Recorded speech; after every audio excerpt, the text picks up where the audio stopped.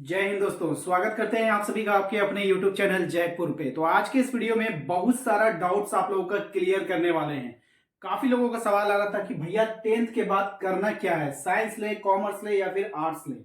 Totally आप लोग confuse हो चुके थे, लेकिन आज का ये वीडियो ना हम आपको एक टीचर के हैसियत से नहीं, ठीक है, एक भाई बनकर के आपको समझाएंगे कि साइंस क्यों लेना चाहिए, कॉमर्स क्यों लेना चाहिए, आर्ट्स क्यों लेना चाहिए। ठीक है, कौन लोग साइंस लेते हैं, कौन लोग कॉमर्स लेते हैं, कौन लोग आर्ट्स लेते हैं, ये सारा डाउट्स आप लोग का आज के इस वीडियो में हम क्लियर करेंगे। तो शुरू से लेकर अंत तक बने रहिए। छोटा सा वीडियो बनेगा आज का, ये 10 मिनट आपके जीवन के लिए, यानी कि जो पढ़ाई वाला जीवन है ना आपका, उसके लिए इम्पोर्टेंट होने वाला है। तो समझ लीजिए अच्छा से। जैसे ही आप लोगों का रिजल्ट आएगा ना, उस वक्त आप लोगों के पास इतना समय नहीं रहेगा कि आप लोग पूरा जो है सोच पाओ इस बारे में। तुरंत कॉलेज का फॉर्म निकल जाएगा, फॉर्म लेकर के आओगे।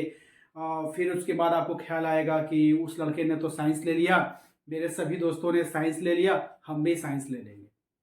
ठीक है, या फिर जैसे ही आप फॉर्म लेकर के आओगे, फिर पता चलेगा कि मेरे दोस्तों ने कहा कि मुझे साइंस बहुत हार्ड लग रहा है, मैं साइंस नहीं लूंगा, मैं आर्ट्स ले लेता हूँ। ठीक है, तो आप भी आर्ट्स ले लोगे। लड़कियों में क्या होता है कि लड़कियों में अगर उसकी सारी सहेलियों ने आर्ट्स ले लिया है तो वो आर्ट्स ले लेती है, अगर उसकी कुछ सहेलियों ने साइंस लिया है तो फिर वो भी साइंस ले लेती है। बाद में क्या होता है, ऐसे स्टूडेंट्स का बाद में पता चलता है कि उसने जिस सब्जेक्ट से पढ़ाई किया है वो सब्जेक्ट उसके किसी काम का नहीं। तो सबसे पहले जो होता है कि 10th के बाद क्या करना है आपको, साइंस करना है, कॉमर्स करना है या फिर आर्ट्स करना है, इसका फैसला तो आपको ही करना होगा। लेकिन ये फैसला ये चुनने से पहले, ठीक है, मैं आप लोगों से दो तीन बातें कहूंगा जिसको आप ध्यान से समझना और अपने ऊपर लागू करना कि आपको क्या लेना है। फैसला आपको करना होगा, किसी यूट्यूबर की बात पर नहीं लेना है, किसी टीचर की बात पे नहीं लेना है। आपको अपने कैरियर का फैसला खुद करना होगा और ये फैसला आपके जीवन को बदल सकता है।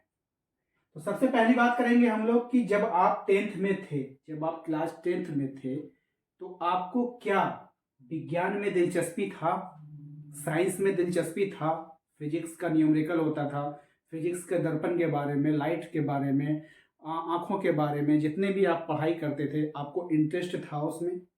केमिस्ट्री के फॉर्मूलों में इंटरेस्ट था, केमिस्ट्री के रिएक्शनों में इंटरेस्ट था या नहीं था? आपका जवाब दो आएगा, यस, नो।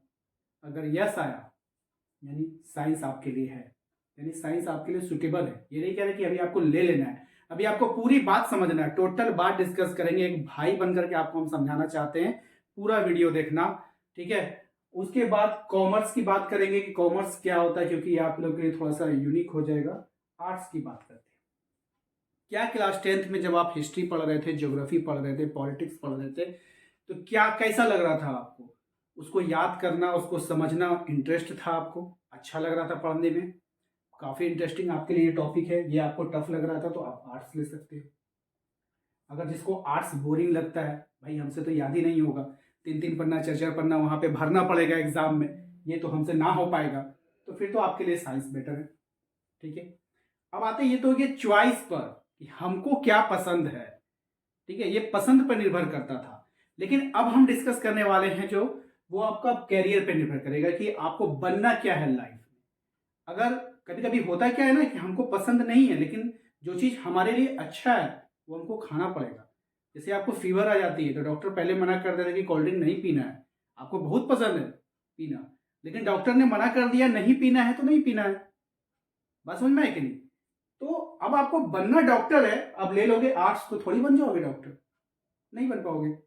ले लोगे कॉमर्स, बन पाओगे? नहीं बन पाओगे। हर हाल में फिर साइंस लेना होगा।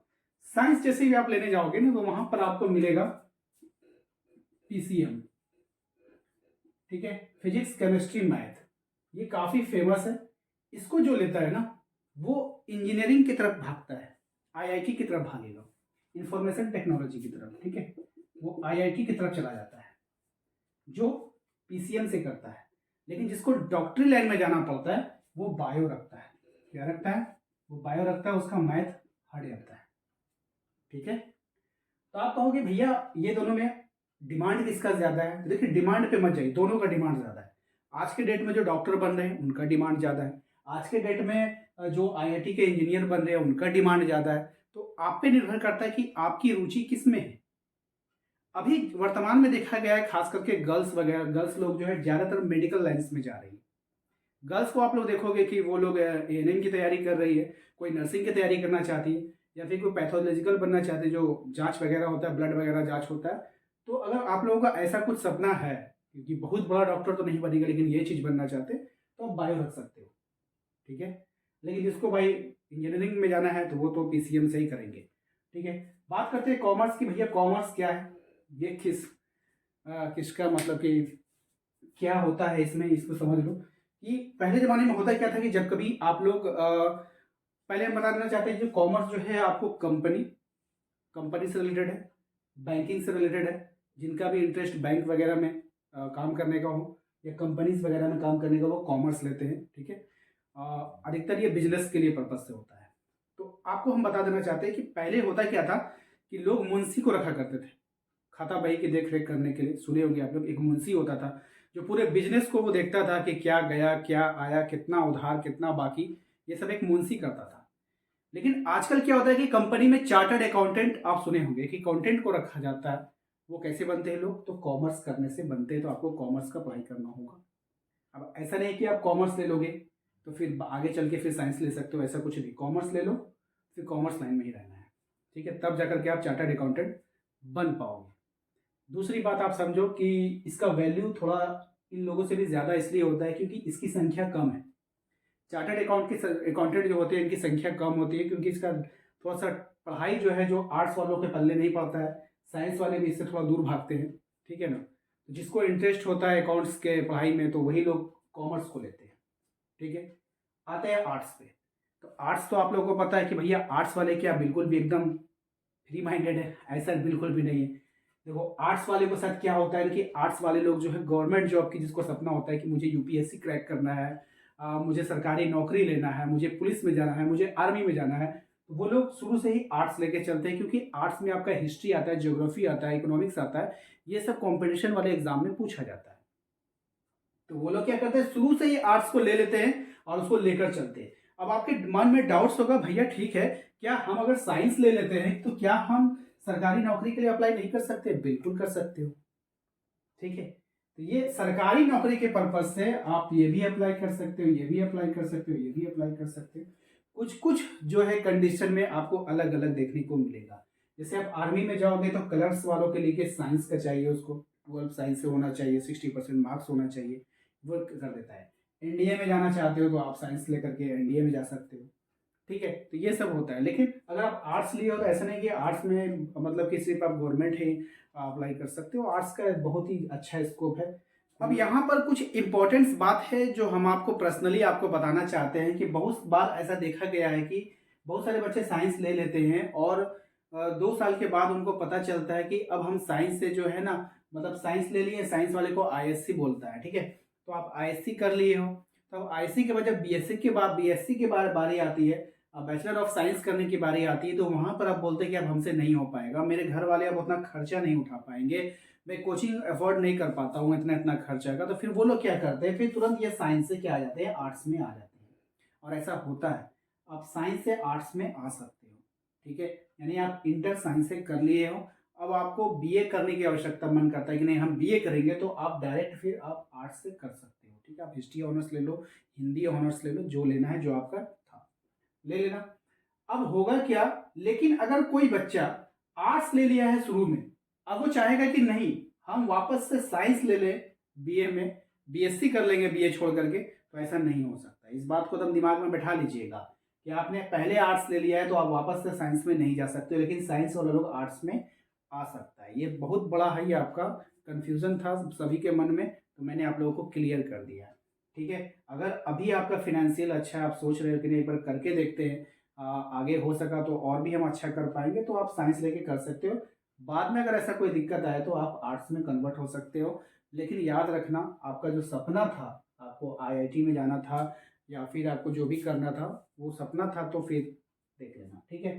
फिर वो पूरा नहीं होगा, फिर आप आर्ट्स में आ जाओगे, फिर आपको जनरल कॉम्पिटिशन से गुजरना होगा। जैसे कि किसी भी वैकेंसी का फॉर्म निकलेगा तो आप फॉर्म अप्लाई कर सकते हो। तो ये तो सिंपल है।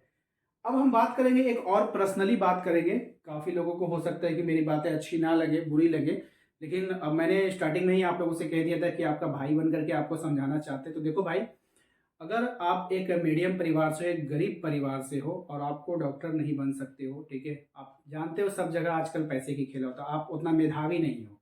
एक होते हैं कि मेधावी छात्र, इंटेलिजेंट, जो कि एग्जाम को क्रैक कर लेते हैं, बस समझ में नहीं, एग्जाम को क्रैक कर लिया, अब वहां से उसको स्कॉलरशिप मिला, वो पैसा लेकर वो डॉक्टर बन गया। अगर आप में इतनी क्षमता है, आप अपने आप को पहचानते हो कि हम किसी भी स्कॉलरशिप एग्जाम को क्रैक कर सकते हैं, तो भाई आप साइंस ले लो, ठीक है, बहुत अच्छा स्कोप है, आप इसमें किसी भी लाइन में जा सकते हो, ठीक है।